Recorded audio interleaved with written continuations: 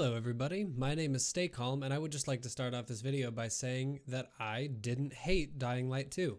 I was honestly worried about it because of all of the pre-release reviews that I had seen from like big corporate reviewers that were saying that the game was mediocre at best. Most of the reviews that I was reading gave it like a 5 out of 10, which is obviously for a game that you're excited for, not a very good score.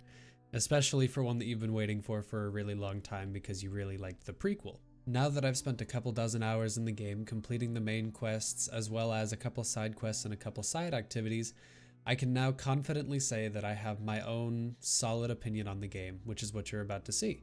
Minor spoilers for the game ahead if you haven't already watched the stream or a different playthrough. Mechanically, the game wasn't really anything special, but I didn't run into any super big problems during my normal playthrough of it. The controls felt totally fine playing with keyboard and mouse, but honestly I did run into several problems trying to do parkour, as well as trying to use some of the parkour abilities that you can unlock in the game. There were several times whenever I was trying to climb a particularly tall building and Aiden decided to wall run instead of grabbing a piece of scaffolding and then promptly became a stain on the pavement because of it. Okay.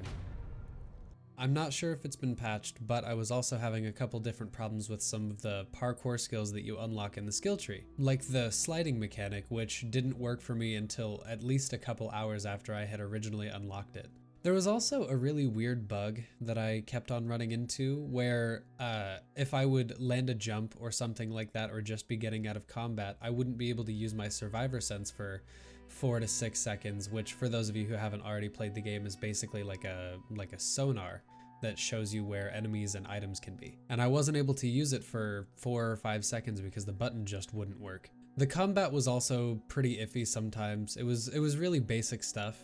Felt very Skyrim-esque in that you basically just left click until the person in front of you is dead, with the exception that it was also augmented with a lot of different parkour skills that you can unlock throughout the game. The combat generally flows pretty well, but I did have a couple times throughout the game where the kick just wouldn't work in the middle of combat. Like say I would do a parry on an enemy and I would try to kick them, but it would just kind of freeze me there, so I would just hold still for a couple seconds. Not really sure what was up with that, but it happened. There was also a couple times throughout the game where I just couldn't parry my enemy's attacks no matter what I tried to do. Where it really starts to heat up though is closer to the end of the game whenever you have most of the skill tree unlocked for your combat moves and all of your parkour moves. A lot of them aren't particularly useful, but in terms of entertainment value, it doesn't really get much better than drop kicking somebody off of the side of a building. Yo, baby, let's go. In my personal opinion, the graphics of Dying Light 2 was actually where it stood out most prominently. I'm lucky enough to have hardware that's powerful enough to allow me to run this game at max settings, and let me tell you, it is gorgeous.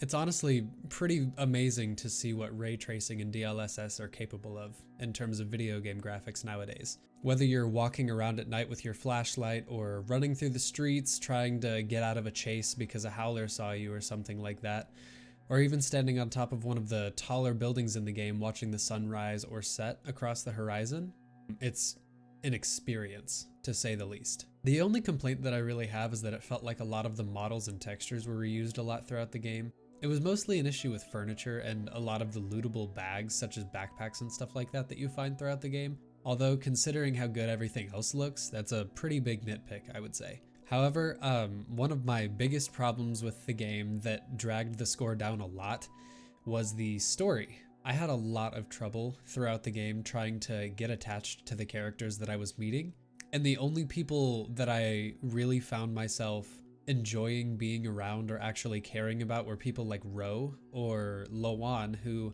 are either super over the top and kind of crazy right off the bat, or stick around for most of the game that you can actually meet and talk to for a lot of the game. I had several times throughout the story where there was a big reveal or plot twist that I just couldn't bring myself to care about simply because I had totally forgotten about the character. Now, that could either be up to me not paying enough attention or just not very good character writing, but I'm leaning towards the latter on that one. It was just really hard for me to get into the game and understand the significance of a lot of the things that were happening in the game, simply because I just didn't get along with any of the characters or have any sort of connection to them. In addition to that, the story quests, especially near the end of the game, felt really tedious and like they were more trying to pad out the rest of the game as opposed to actually add anything to the story. Again, is probably also tied to the fact that I just simply couldn't get attached to any of the characters. Especially near the very end of the game, it felt like there was a lot of, oh, hey, you finally did that thing, so now we can go do the big thing that we've been planning the whole time. And then the renegades or the other bad guy factions that are inside the game will undo the thing that you did. And then your character, Aiden, has to go and fix that thing completely by himself because he's the only person that knows how to do anything at all in the game. I will say though, the final quest slash epilogue was definitely a really big redeemer in my opinion for the entire story. It was a super intense mission and it felt legitimately fun, unlike the vast majority of the other missions that were in the game, which was a pretty big change of pace. And there was also a couple reveals that if you were watching any of the VODs or my playthrough, that you will know that I actually called out way earlier in the game that I was making a joke about. But it turned out to be true, so that was kind of a big moment for me personally that I really enjoyed. I also know that there are several endings to the game. I personally haven't done any research on them because I want to replay the game and try to find them for myself. But I also have to say that my first playthrough, which is the one that is on the YouTube channel, I got what I believe to probably be the second worst ending in the entire game, simply because I just made bad choices throughout the whole playthrough because I have really bad judgment skills. However, I do feel like that goes to the game's credit that I enjoyed it enough to replay it to try to get the other endings.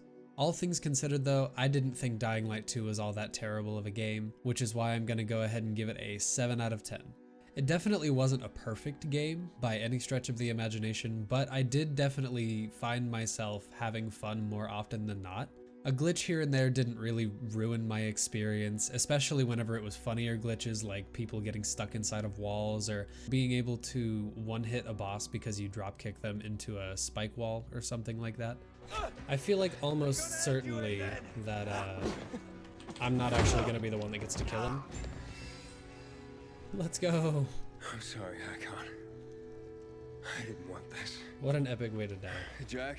And as long as I have my graphics cranked as high as they'll go, I don't think that I'm ever going to run out of eye candy or exploration in this game, simply because the entire thing is beautiful. I love it. Throw in a couple funny and obscure Easter eggs like the finger guns that were recently found, as well as the force choke, along with all of the other side quests and stuff that are in the game. I'm sure I still have at least a couple dozen more hours to sink into the game before I'm done with it on my first playthrough. Not to mention all of the extra time it's going to take for me to restart the game to try and get all of the endings, which I fully intend on doing. In conclusion, I'm going to give it the same recommendation that I did Dying Light 1. If you like parkour, zombies, melee combat, or all of the above, I highly recommend the game even if I only rated it at a 7 out of 10. The dev team has been working super hard, at least based off of what I've heard, to fix all of the glitches, especially the ones that I've encountered through my playthrough that I mentioned earlier. And an important side note, if they treat it like they did the original Dying Light, this game's got years of support from the dev team as well as extra content that I really look forward to playing. Thank you everybody so much for watching this video. If you thought the review was super insightful and amazing, then be sure to stay tuned in because I'm going to be playing through and reviewing Sifu, a game that just recently came out I think last week that's made by one of my favorite game studios ever. I'll also be live streaming it too, so be sure to watch me on Twitch at twitch.tv/realstaycalm. If you liked the video, I would really appreciate if you would hit the like button and subscribe to the channel if you aren't already. If you thought the video was terrible and think that I should never make anything ever again ever, then you should leave a comment letting me know why so I can flame you and then totally ignore your feedback, and also you should subscribe anyways. Thanks again to everybody for watching, and I will see you guys in the next one. Bye.